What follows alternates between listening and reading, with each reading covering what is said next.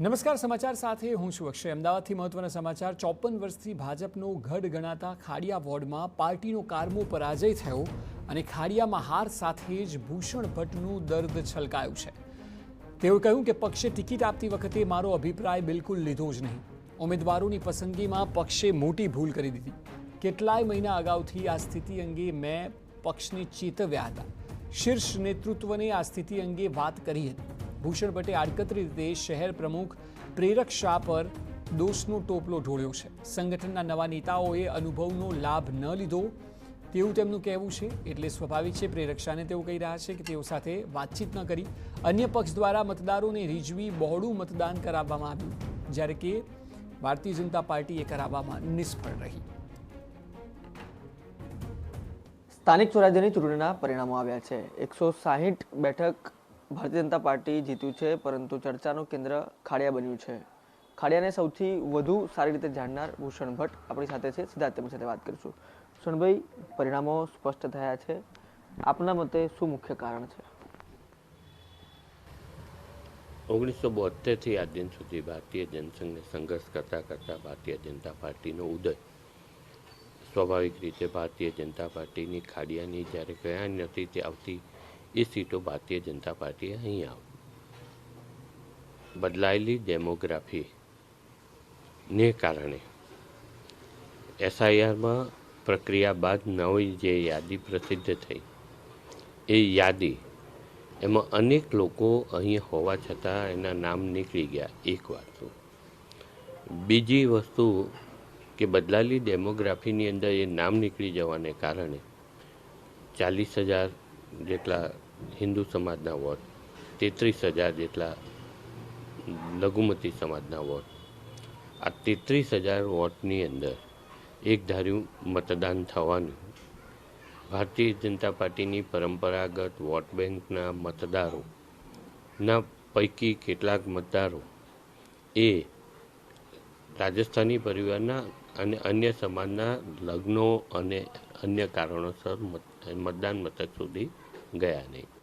જમાલપુર ખાડિયાના ધારાસભ્યએ જે પ્રકારે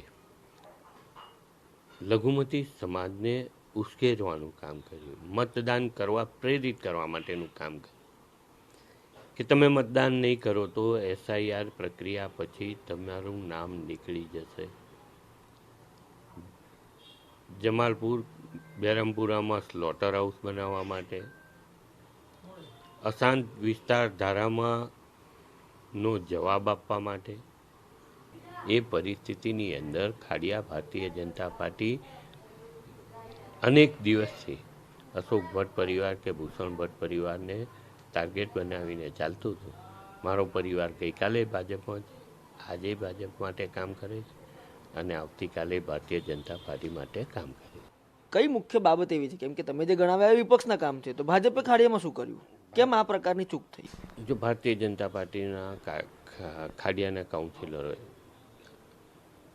એમના થકી યોગ્ય કામ કર્યા, એમને થતું કર્યું। રહી વાત ભારતીય જનતા પાર્ટીની વાત હોય તો ખાડિયા, જમાલપુર કે બેરમપુરાની અંદર જ્યારે ઉમેદવારની પ્રક્રિયા શોધવાની પ્રક્રિયા હતી તો આ પરિસ્થિતિની અંદર જે ઉમેદવારોને નામાંકન કરવાનું હોય કે ઉમેદવારી કરાવવાની હોય એમાં ભારતીય જનતા પાર્ટીએ ક્યાંક પણ મને ક્યાંક પૂછ્યું હોત અને ક્યાંક મારો ઓપિનિયન પણ લીધો હોત, મેં કીધું એ ઉમેદવાર નહીં પણ મારો ઓપિનિયન પણ લીધો હોત તો મેં સાચો ઓપિનિયન ક્યાંક કશાક આપવાનો પ્રયત્ન કર્યો હોત। કોઈએ ન પૂછ્યું હોય છતાં પણ મેં વરિષ્ઠ નેતૃત્વને આ પરિસ્થિતિ છે એ વખતે અને એ પરિસ્થિતિની અંદર ભારતીય જનતા પાર્ટીના ચારે ઉમેદવારને જીતાડવા માટે મેં મારા પરિવારે અથાગ પ્રયત્ન કર્યો છે, પરિશ્રમ કર્યો છે। એમાં મહેરબાની કોઈ નથી કરી, એહસાન કોઈ નથી કર્યું। ભારતીય જનતા પાર્ટીએ ખાડિયામાં વાવેલા બીજને વટવૃક્ષ બનાવવાનું કોઈ અખંડિત ના કરી જાય એને સાચવવાનો પ્રયત્ન કર્યો છે। ભારતીય જનતા પાર્ટીના જે લોકો નેતૃત્વએ આ અંગે વિચાર કરવો જોઈએ, કોકને પૂછવું જોઈએ અને ક્યાંક સિનિયર લોકોને અભિપ્રાય લઈને આ વસ્તુ કરવી હોય તો ક્યાંક કશું હજુ પણ એમાં સુધારો થઈ શક્યો. એના કરતાં વધારે વાત કોંગ્રેસ આ ચૂંટણીની અંદર 5 ઉમેદવારોને લઈને ચાલી. અનુભવ લીધો હોત તો ચોક્કસથી ફાયદો થાત. આ યુવા નેતૃત્વએ પોતાનો જે અનુભવ છે તે ક્યાંક ને ક્યાંક ઉપયોગ ખાડિયામાં ન કર્યો, તેના કારણે ખાડિયાનું આ પરિણામ આવ્યું છે, આપ માનો છો? બધી જ નવી ટીમ હતી. પ્રમુખથી માંડી ઉમેદવારથી માંડી બધા જ નવા લોકો હતા.